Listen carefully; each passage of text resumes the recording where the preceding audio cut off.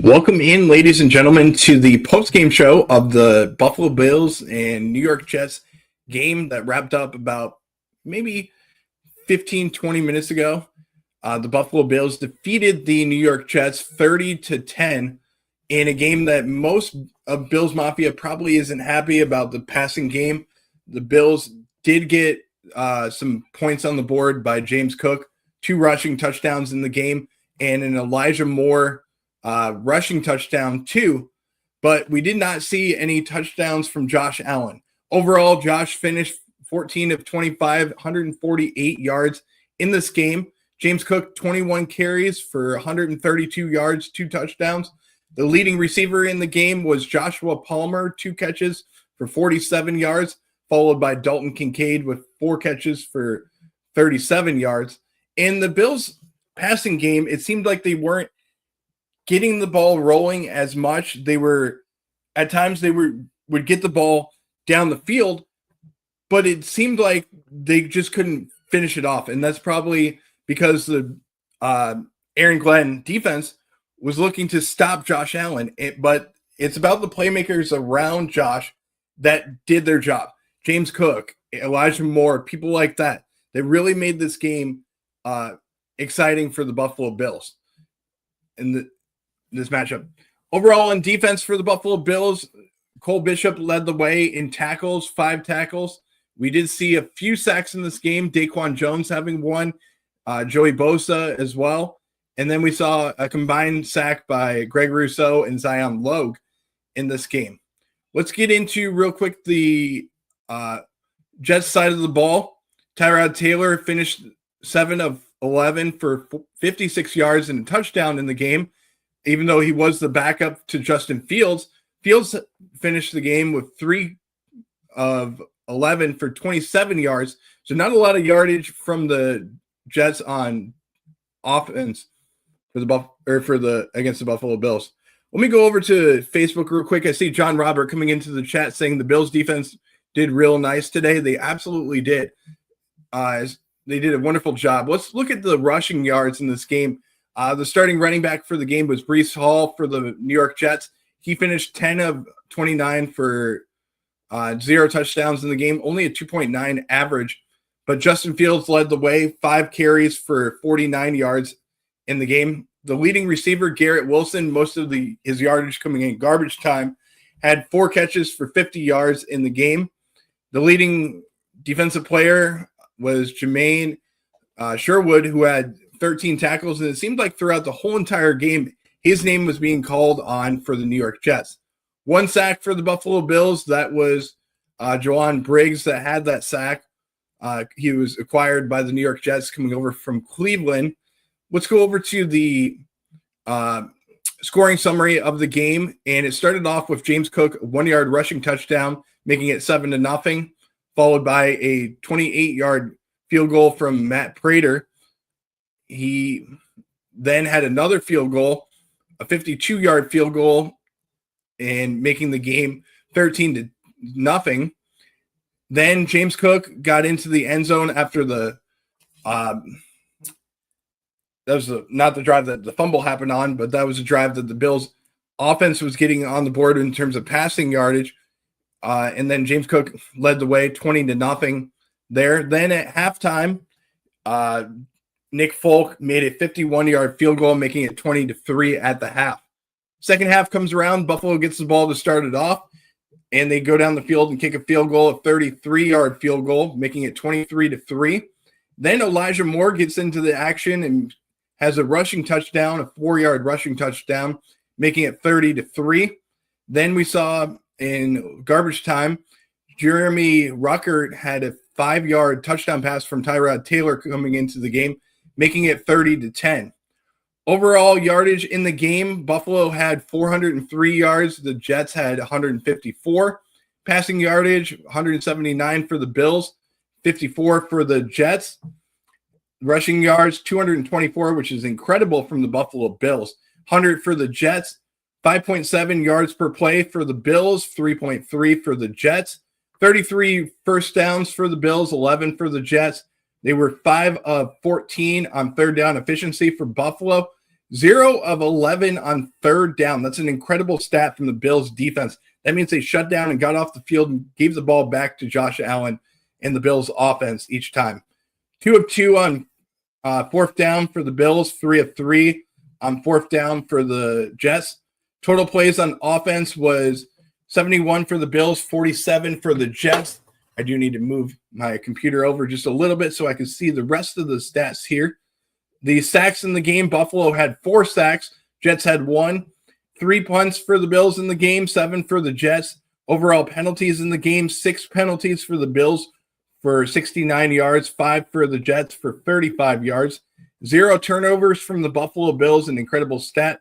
Even though we did have a fumble, it wasn't lost and it wasn't a turnover. But the Bills did have a fumble. They won the turnover margin. This is the 24th time in a row that the Buffalo Bills won the turnover margin.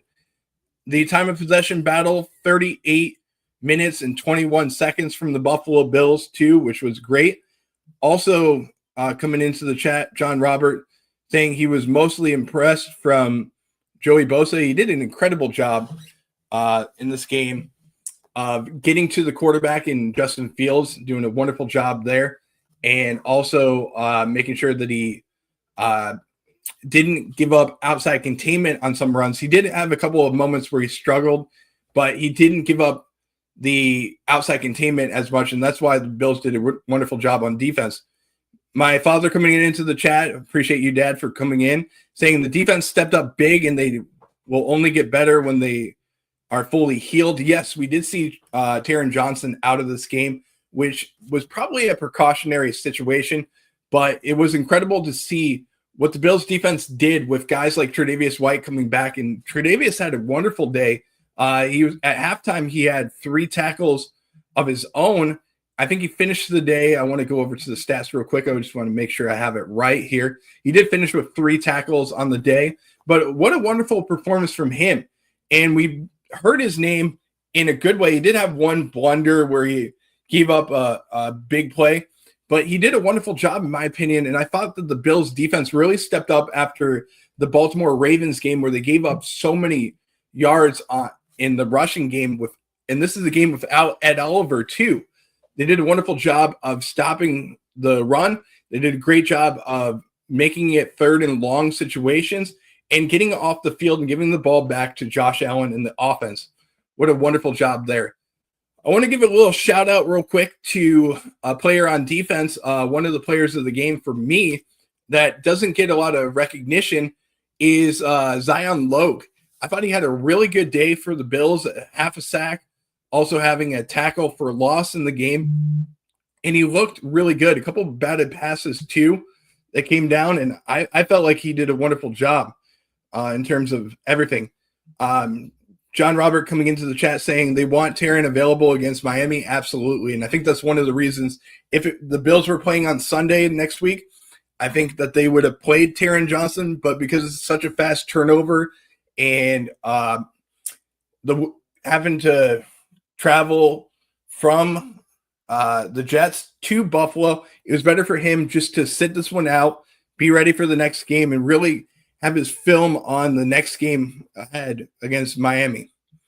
Let's go around to the scores from around the league. We'll start off with what has happened in the early games, and then we'll get you into the late games. The one game that's still going on, the New York Giants and the Dallas Cowboys are tied at 37 with 2 minutes left in overtime.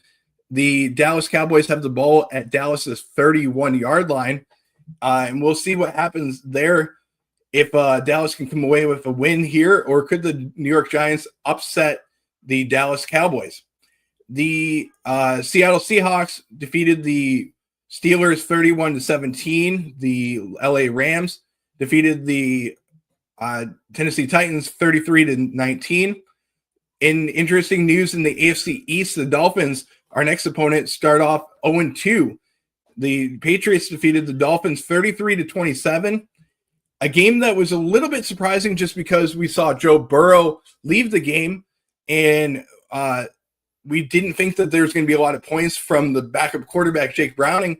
Don't take that the wrong way, but we just felt like the Jaguars were going to probably come away with this with a win.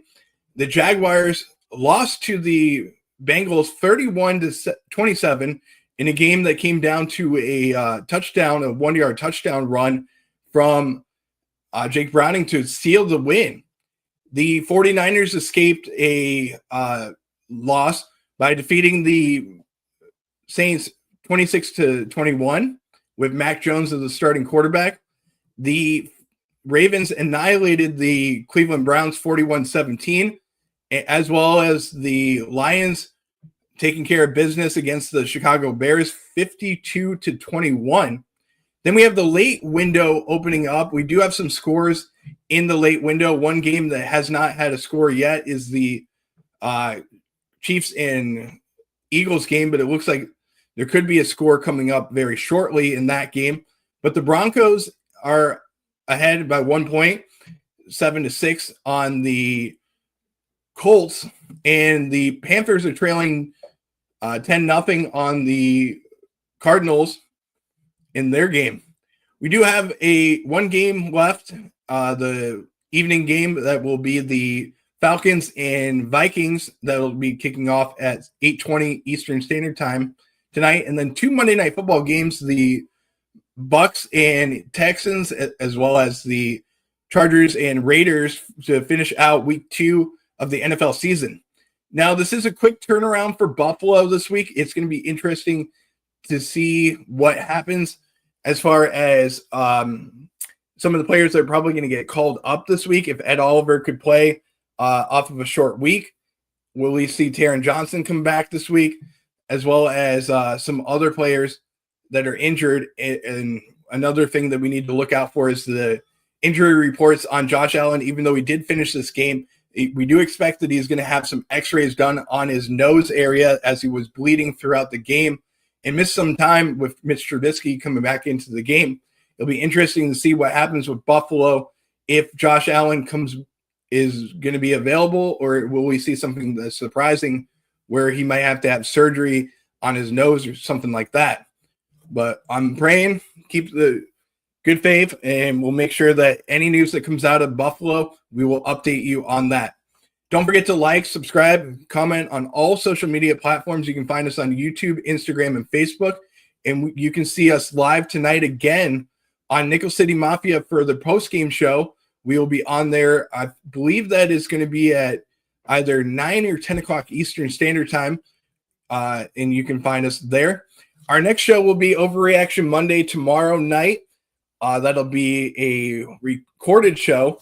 So we'll have that live around 8 o'clock Eastern Standard Time. But our next live show will be on Thursday at 8 o'clock Eastern Standard Time for our Bills Insider Report. We'll give you updates on what's going on at One Bills Drive. I'm sorry, I do apologize. Next week is a little bit different of a schedule because we do have the Thursday night football game, and I apologize. I was going into my week 4 schedule, but we will be live on Tuesday for our Bills Insider Report, as well as on Wednesday for our Bills Blitz show. That'll be 24 hours before kickoff. We'll give you the last minute insights on what's going on with the Buffalo Bills, where we feel that we are, keys to the game, players to watch, stuff like that we will have there as well. My father coming into the chat saying, who knows what will happen? That's a little dad joke that he comes out with. Appreciate you, Dad, for coming into the chat as always and supporting me. But we will see you guys on Monday, Tuesday, and Wednesday night this week. You can find all of our shows on our website, GoBillsPodcast.com. If you click on over there, you can find all of our upcoming shows. But we'll keep you posted on YouTube and Instagram. Don't forget to like and subscribe. We'll see you next time, and enjoy the win, Buffalo, and have a good rest of your night. We'll see you on Nickel City Mafia tonight and on our channel tomorrow. Stay loud, stay proud, and as always, go Bills.